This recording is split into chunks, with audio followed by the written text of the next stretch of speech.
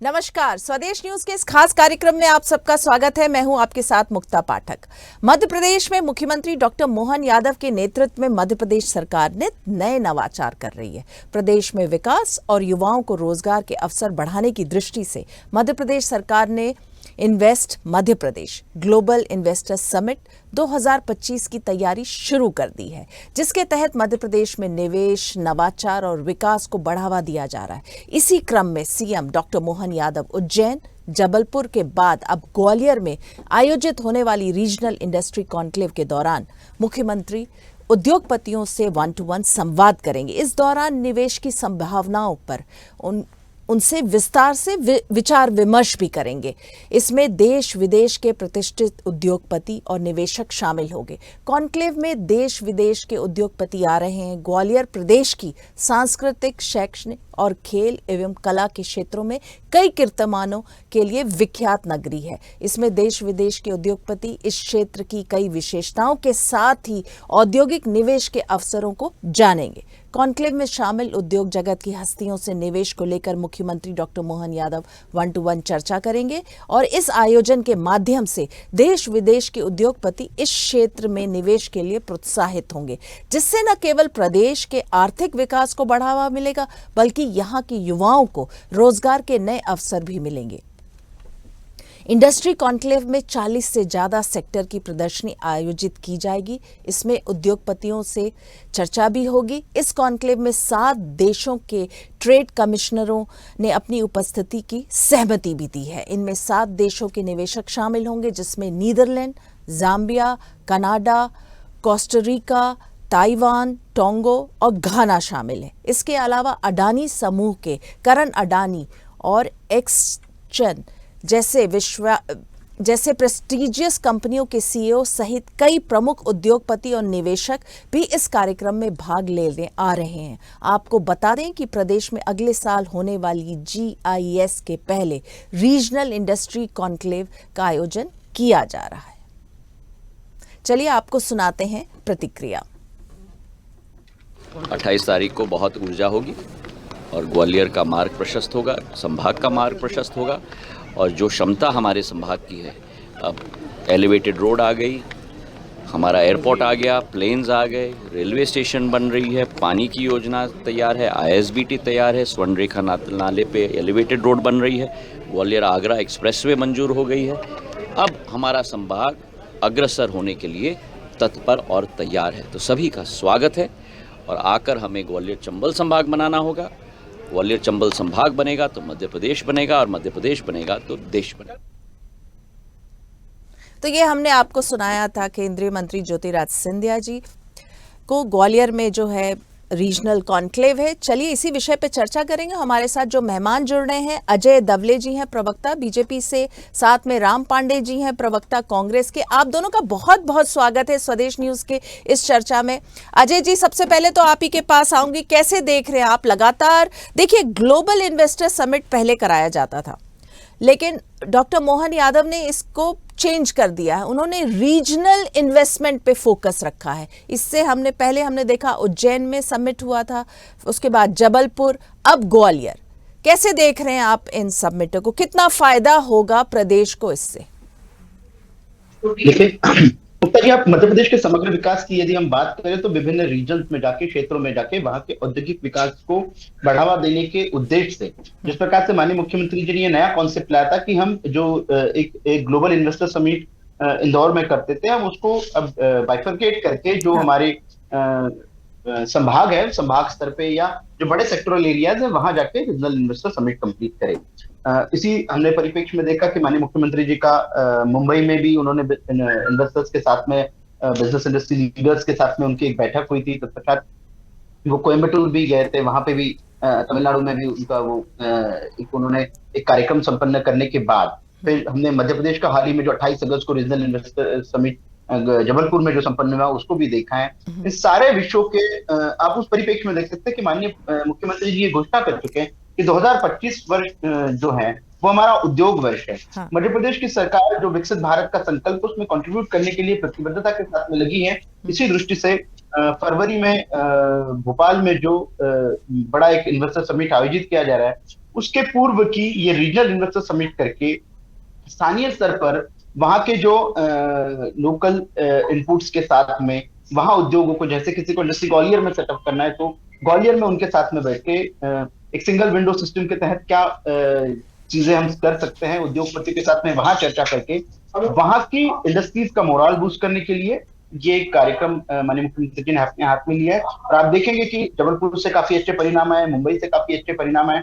तो इस प्रकार से इन परिणामों के पश्चात कहीं ना कहीं एक जो सकारात्मक वातावरण की हम लोग बात करते थे कि मध्य प्रदेश में एक पोटेंशियल स्टेट है, हमारे यहाँ टूरिज्म की बहुत संभावना है, हमारे यहाँ माइनिंग की बहुत संभावना है। मध्य प्रदेश में अबंडेंट नेचुरल रिसोर्सेस है, उन नेचुरल रिसोर्सेस का एनवायरमेंटल प्रोटेक्शन के साथ साथ किस प्रकार से उपयोग किया जाए, मध्य प्रदेश को विकास की पटरी पर लाया जाए। और ये सभी उद्देश्यों के साथ में जो हम विकसित मध्य प्रदेश का संकल्प है उसके लिए माननीय मुख्यमंत्री जी प्रतिबद्धता के साथ में काम कर रहे हैं। कल जो ग्वालियर में रीजनल इन्वेस्टर समिट वहां संपन्न होने जा रहा है उसके लिए भी आप देखेंगे कि विदेशों से भी डेलीगेट्स को आमंत्रित किया गया है और एक जो प्राइमा फेसी आंकड़ा निकल के आ रहा है उसके माध्यम से एक ऐसा सेक्टोरल इनपुट की वहां पे आप देखेंगे कि जो कल के रीजनल इन्वेस्टर समिट के बाद में और सकारात्मक परिणाम आएंगे कि ग्वालियर चंबल क्षेत्र जो है, जो कहीं ना कहीं हम मानते हैं कि जो जिसको दिल्ली से जुड़ा हुआ है और जो अभी नेशनल हाईवे भी मथुरा एक्सप्रेसवे भी दिल्ली से जोड़ने की बात होगी ग्वालियर को, तो इन सारी विषयों का एक लाभ कैसे मध्य प्रदेश को मिल सके उसके लिए ये प्रयास है। बिल्कुल, कैसे लाभ मिलेगा मध्य प्रदेश को? आप कह रहे हैं विकसित होगा मध्य प्रदेश, संभावनाएं अपार हैं। राम पांडे जी, आप क्या कहेंगे? जी, अच्छा है इस तरह के कॉन्क्लेव होते हैं तो, और होना चाहिए। लगातार हो रहे हैं, जनता के टैक्स का पैसा खर्च हो रहा है, परिणाम नहीं आ रहे हैं। चीज अच्छी है, अब परिणाम क्यों नहीं आ रहे? तो ये सोचने वाली बात है कि मध्य प्रदेश में बेरोजगारों की जो संख्या है लगातार बढ़ती जा रही है। और मध्य प्रदेश में यदि किसी को रोजगार मिलता है, उससे चर्चा की जाए कि भाई आप कहाँ जॉब करते हैं, तो वो कहता है पूना करता हूँ, बेंगलोर करता हूँ, नोएडा करता हूँ, गुड़गांव करता हूँ, बॉम्बे करता हूँ, हैदराबाद करता हूँ। ये नहीं बोलता है कि मध्य प्रदेश के किसी शहर का नाम लेता हो। शायद ही कभी कोई ऐसा मिलता हो जो ये कहता हो कि मैं मध्य प्रदेश में जॉब करता हूँ।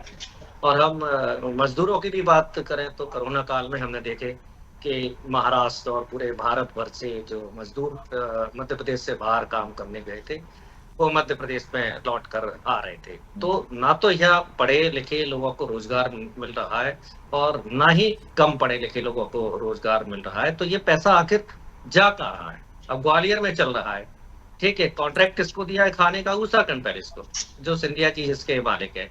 कम से कम 5,000 रुपए की तो वहाँ खाने की थाली आती है। तो ये कॉन्क्लेव हो रहे हैं, लेकिन ये पैसे की बर्बादी इसमें ज्यादा चल रही है। शिवराज सिंह चौहान जी ने कितने कॉन्क्लेव कराए और हर कॉन्क्लेव में जो घोषणा होती थी वो मध्य प्रदेश के बजट से ज्यादा होती थी। जितना मध्य प्रदेश का बजट है उससे ज्यादा घोषणा होती थी कि इतने के एग्रीमेंट हो चुके हैं, अनिल अंबानी ने इतने के एग्रीमेंट कर दिए हैं। अनिल अंबानी शायद इस बार नहीं आ रहे, वो दिवालिया हो चुके हैं, लेकिन उनके एग्रीमेंट चल रहे हैं। फिर सबसे बड़ी जो समस्या खड़ी कर दी है शिवराज जी और मोहन यादव जी ने, वो 3 विशेष कारण हैं जिसके कारण लोग मध्य प्रदेश में नहीं आते हैं। वो है क्राइम, करप्शन और कर्ज। करप्शन के कारण लोग परेशान रहते हैं कि हर जगह जहां कहने को बोला जाता है कि 1 विंडो पर काम होता है, 1 विंडो छोड़िए, जब तक मंत्री की विंडो पर पैसा नहीं पहुंचता है तो वो 1 विंडो हो या 1000 विंडो हो, उससे कोई फर्क नहीं पड़ता है। जब तक सरकार के पास पैसा नहीं पहुंचता है, और कर्ज में तो सरकार डूबी हुई है। अभी जैसे ग्वालियर में चल रहा है, मालनपुर जो आता है वो भिंड जिले में आता है, इंडस्ट्रियल एरिया है। बामोर है वो मुरैना जिले में आता है, वो भी इंडस्ट्रियल एरिया है। दोनों जगह के उद्योगपति छोड़ कर जा रहे हैं क्योंकि क्राइम बहुत ज्यादा है, उनसे वसूली की जाती है। यहाँ तक कि वो जो थाने जो लगे हुए हैं बामोर और मालनपुर, वहां के थानेदारों में कंपटीशन होता है कि कितना भी पैसा लग जाए ये थाना चाहिए, क्योंकि उद्योगपतियों से वहां वसूली होती है। और इस कारण मालनपुर बामोर में कई इंडस्ट्रीज बंद हो चुकी है। पत्थर का अच्छा कारोबार था, पत्थर का जो कारोबार था वो भी धीमा पड़ता जा रहा है। उस चलिए, ये काफी गंभीर आरोप है राम पांडे जी, पूछ लेते हैं इस पे, हम जवाब ले लेते हैं अजय दवले जी से। अजय दवले जी, आपने सुना होगा, काफी गंभीर आरोप राम पांडे जी ने लगाया है, वसूली का लगाया है, और ये भी कहा है कि काफी सारी जो इंडस्ट्रीज हैं वो बंद हो गई हैं और वहां से चली गई हैं। तो ऐसे में इस तरह के समिट का क्या मतलब है? देखिए मुक्ता जी, ये प्रश्न उन लोगों से होना चाहिए जिन्होंने यहाँ पे 20 वर्ष पहले, जिनकी 10 वर्ष की कंटिन्यूस सरकार थी और वो कहते थे कि चुनाव सिर्फ मैनेजमेंट से जीने जाते हैं। जिनके कार्यकाल में मध्य प्रदेश बीमारू राज्य हुआ करता था और मध्य प्रदेश देश की जीडीपी गिराने वाले जो राज्य थे, प्रमुख राज्य, उनमें से एक था। लेकिन आज आप कमोबेश स्थिति देखेंगी, मध्य प्रदेश देश की टॉप 10 इकोनॉमीज में है।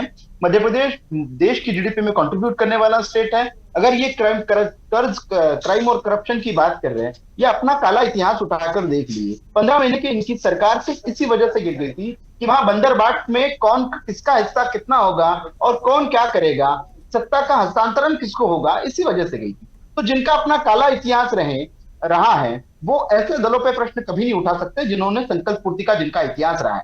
हमने मध्य प्रदेश को बीमारू टैक्स से बाहर निकालकर एक, जो हम कह रहे थे कि समृद्ध मध्य प्रदेश की ओर जो मध्य प्रदेश बढ़ रहा है, विकसित मध्य प्रदेश बनाने के लिए मध्य प्रदेश की सरकार प्रतिबद्धता के साथ में काम कर रही है। आपको आंकड़ों में दिखेगा। आप इंडस्ट्रियल ग्रोथ उनसे उठाकर पूछ लीजिए, नेगेटिव इंडस्ट्रियल ग्रोथ होता था, आज मध्य प्रदेश का इंडस्ट्रियल ग्रोथ पॉजिटिव है। मध्य प्रदेश का आप इंडस्ट्री सेक्टर का या सर्विस सेक्टर का हम जिसे कहते हैं, उसका जीडीपी में कंट्रीब्यूशन कितना था, नेगेटिव कंट्रीब्यूशन हुआ करता था, पॉजिटिव कंट्रीब्यूशन है।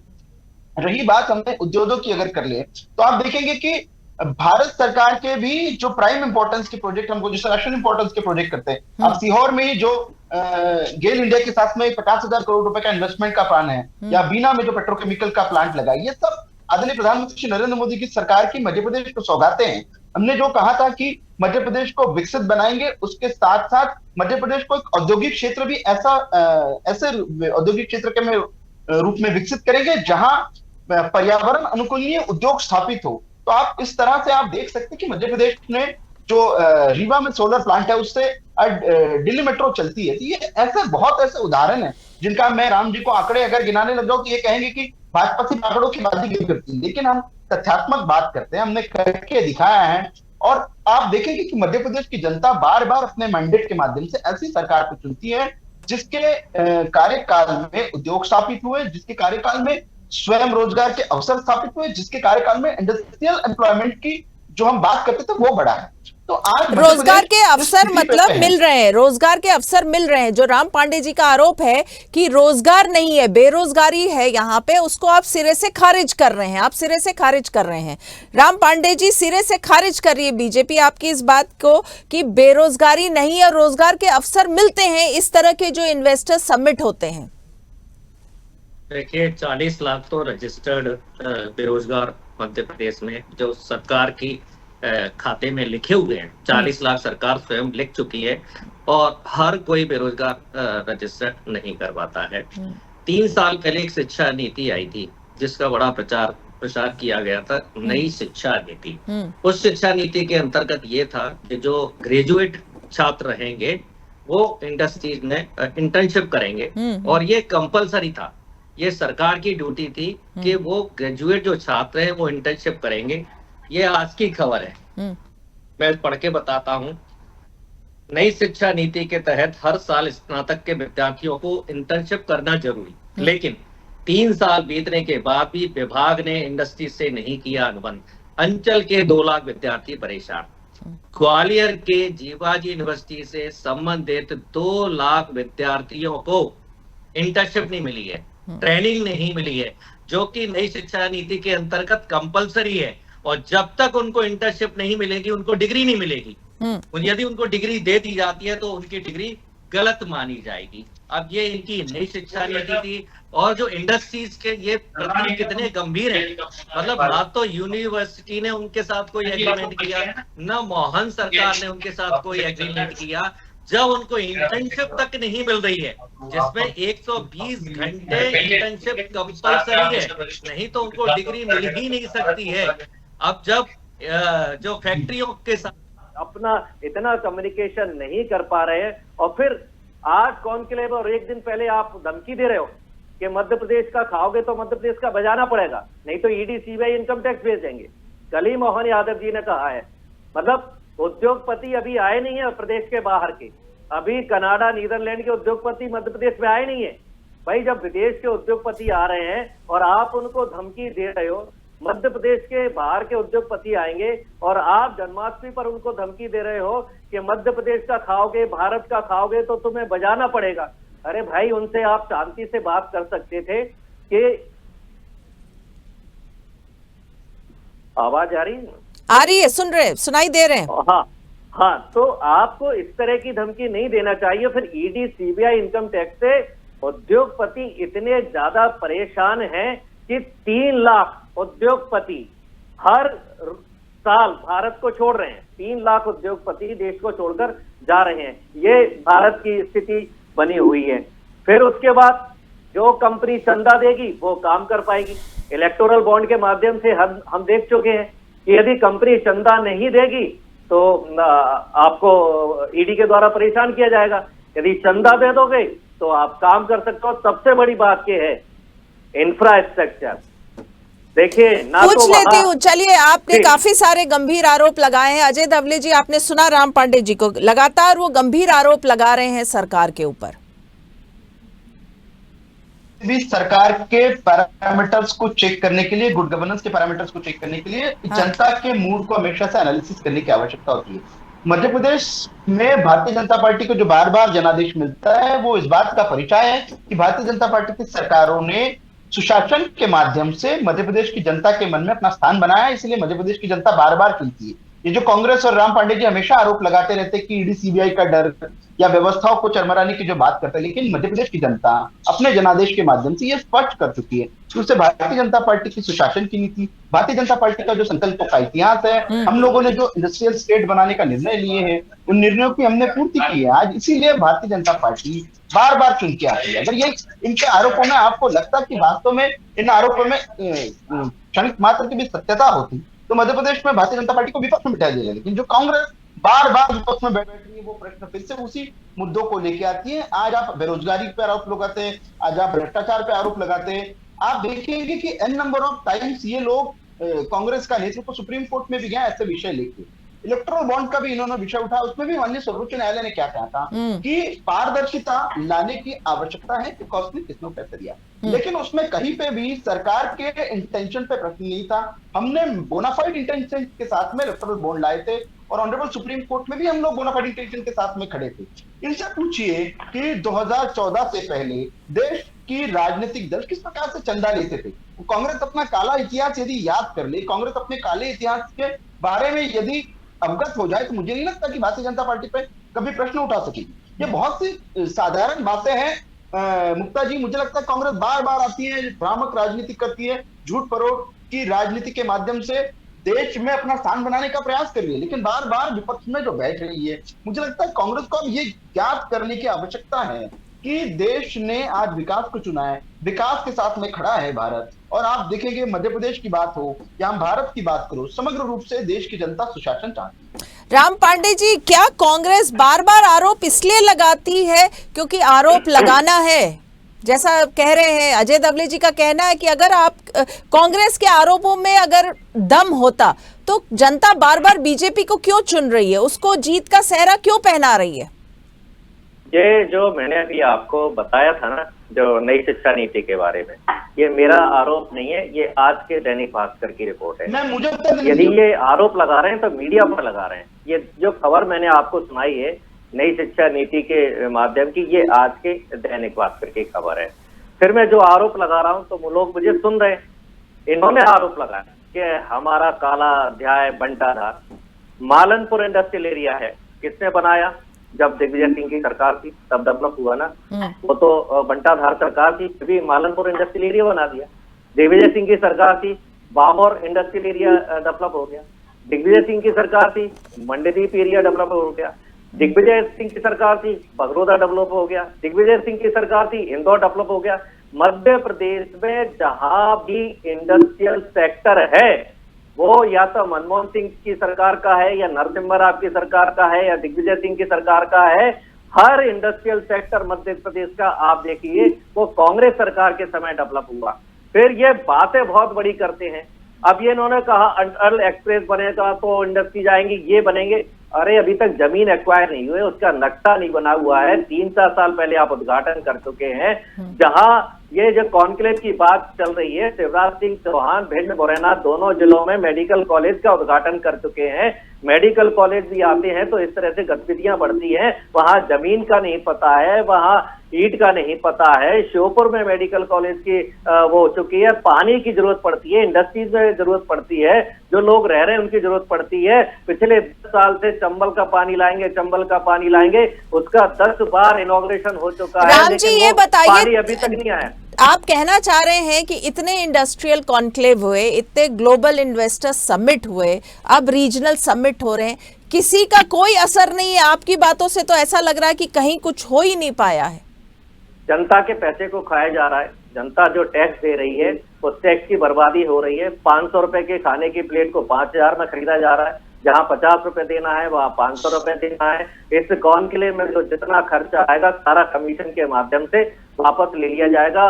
होना जाना कुछ नहीं है। ठीक है, अब ये इतने उद्योगपति आ रहे हैं, आप उनको एक वातावरण दीजिए। आप क्राइम को कम कीजिए ना, वो अपने आप आएंगे। आप धमकी देना बंद कीजिए, आप देश में लड़ाई झगड़ा कराना बंद कीजिए, आप करप्शन को खत्म कीजिए, उद्योगपति अपने आप आएंगे। आप सस्ती बिजली दीजिए। अब ऊर्जा मंत्री पर ही 2-3 करोड़ का बिल आ रहा है, वही जमा नहीं कर रहे उनके परिवार पर। अब ये तो ऊर्जा मंत्री का हाल है। ऊर्जा मंत्री देवांश सिंह पवैया, ग्वालियर के क्षेत्र में जेसी मिल बंद हो गया। शिवराज सिंह चौहान 10 बार कह चुके मैं जेसी मिल चालू कराऊंगा, वो बंद पड़ा हुआ है। एमपी आयरन इंडस्ट्री इतनी बड़ी बंद है, और एमपी आयरन को हम चालू कराएंगे, वो चालू नहीं हो रही है। ये भी उज्जैन की, जहां मोहन यादव है, वहां की टेक्सटाइल इंडस्ट्रीज ये शुरू नहीं करा पाए। इंदौर की टेक्सटाइल इंडस्ट्री शुरू नहीं कर पाए। मध्य प्रदेश की सारी टेक्सटाइल इंडस्ट्रीज इन्होंने बंद करा दी है। तो उद्योगपतियों को आपको बुलाने की जरूरत नहीं है, कॉन्क्लेव करने की जरूरत नहीं है। आप उनको इंफ्रास्ट्रक्चर दीजिए, आप उनको सुविधाएं दीजिए। आप चलिए, समय की कमी है राम जी। अजय दवले जी, समय की कमी है। आखिरी कमेंट आपसे, क्या कहेंगे? कांग्रेस तो तमाम आरोप लगा रही है, कोई फायदा है इन रीजनल समिट का कि नहीं? देखिए मुक्ता जी, बहुत छोटा सा इसका उत्तर है। कांग्रेस मध्य प्रदेश को बार बार बदनाम करती रही है, कांग्रेस देश को बार बार बदनाम करती रही है। हम लोगों को मध्य प्रदेश की जनता ने चुना है, देश की जनता ने भारतीय जनता पार्टी को चुना है। हमारा संकल्प पूर्ति का इतिहास है। मध्य प्रदेश को विकसित बनाने का जो संकल्प लिया है उसे माननीय मुख्यमंत्री जी डॉक्टर मोहन यादव जी के नेतृत्व में भारतीय जनता पार्टी की सरकार पूरा करेगी। 2025 को उद्योग वर्ष के रूप में मनाने का निर्णय लिया, उसके लिए भी मध्य प्रदेश की सरकार प्रतिबद्धता के साथ में काम कर रही है। और जिस प्रकार से अभी कल आपका ग्वालियर का रीजनल इंडस्ट्रियल समिट आप देखेंगे, उसके बाद हमारा रीवा है, और उसके बाद आप देखेंगे जिस प्रकार से भोपाल में जो एक बृहद औद्योगिक सम्मेलन के माध्यम से मध्य प्रदेश में विकास की जो नई इबारत रखने के नए आयाम स्थापित करने का निर्णय लिया है, उसमें हम लोग संकल्प पूर्ति का हमारा जो इतिहास है उसे हम पूरा करेंगे। निश्चित तौर पे कांग्रेस का जो काम है वो कांग्रेस करती रही, इसलिए देश की जनता ने, प्रदेश की जनता ने विपक्ष में। चलिए, अजय दवले जी आपका बहुत बहुत शुक्रिया, राम पांडे जी आपका भी शुक्रिया। आप दोनों ने इस चर्चा में हिस्सा लिया। हालांकि निष्कर्ष कुछ नहीं निकल पाया। देखिए, रीजनल कॉन्क्लेव है कल ग्वालियर में, इससे पहले उज्जैन और जबलपुर में हुआ था। तो काफ़ी जो मध्य प्रदेश में काफ़ी उत्साह का माहौल है कि इन्वेस्टर्स आएंगे तो रोजगार के अवसर भी आएंगे। तो इस चर्चा में फिलहाल इतना ही। आप बने रहिए स्वदेश न्यूज़ के साथ, सबसे पहले देश।